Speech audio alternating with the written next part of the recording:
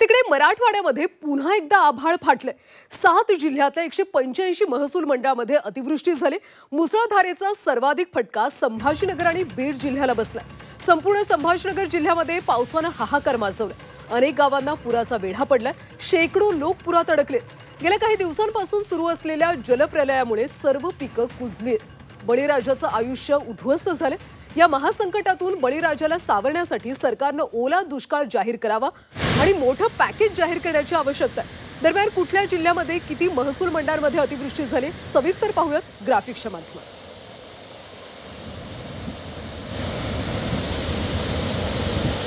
छत्रपती संभाजीनगरमधल्या 68 मंडळामध्ये अतिवृष्टी झाली। बीडमधल्या 48 महसूल मंडळामध्ये मुसळधार पावसाची नोंद आहे। जालन्यामध्ये 25 महसूल मंडळामध्ये अतिवृष्टी झाली आहे। पिकांचं मोठ्या प्रमाणात नुकसान झाले। तर परभणीमध्ये 10 महसूल मंडळामध्ये अतिवृष्टीची नोंद झाली। हिंगोलीमध्ये 11 महसूल मंडळामध्ये मुसळधार पाऊस झालाय। पिकांचं मोठं नुकसान झालं।